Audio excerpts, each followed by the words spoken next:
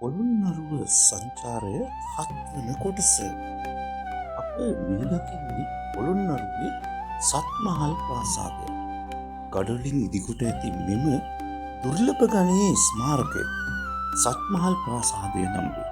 මෙය ක්‍රමයෙන් ඉහළට යන විට කුඩා වනසේ නිමවා ඇත.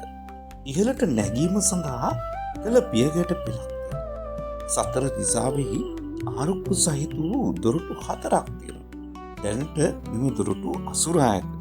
උතුරු තායිලන්තයේ මේ හා සමාන ගොන්නැගිලි පැවති බවත් විදේශීය සබඳතා තහවුරු කෙරෙන ස්මාරකයක් ලෙසද මේ ගැන සිතිය හැකියි. මෙහි එක් පැත්තක දිග අඩි 35ක් පමණ වේ.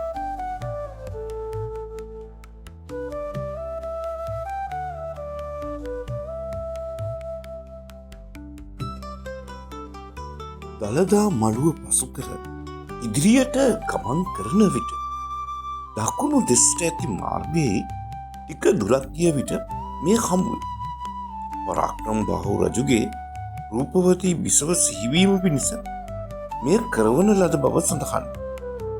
පබළු වලින් දාගැබ සරසා තිබෙන්නට ඇතැයි සිතිය හැකි නිසා පබළු විශාල ප්‍රමාණයක් පිරිසින් සොයා ගැනීමට හැකි වූ නිසා ඉහත දාමය සෑදෙන්නට ඇත.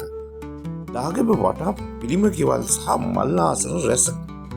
මෙහි පේසාවලලු නැගීමට පියගැට පෙළක් දක්නට ඇත. දාගැබේ කොත වෙනුවට තිබී ඇත්තේ චත්‍රයකි.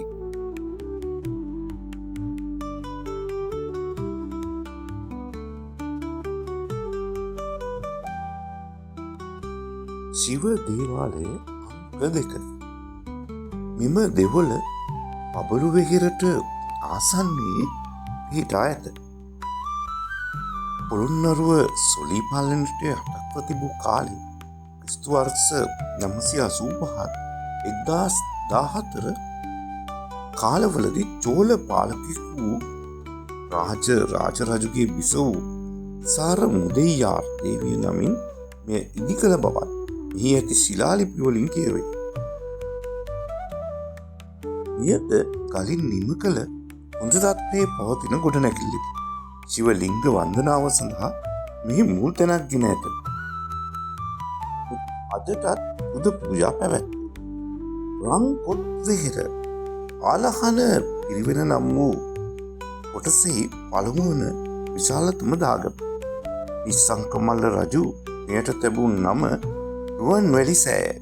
රංකොත් වෙහෙර යනු පසු කාලීනව එක් වූ නාමයක්. මේ මුලින් කරා වැටි තිබී පසුව සංරක්ෂණය කරන ලද්ද. 4 දිසාවෙන් වාහල්කඩ 4ක් හා ඒ අතර පිළිම ගෙවල් ඉදිකොට ඇති අයුරු මෙහි දක්නට ඇත.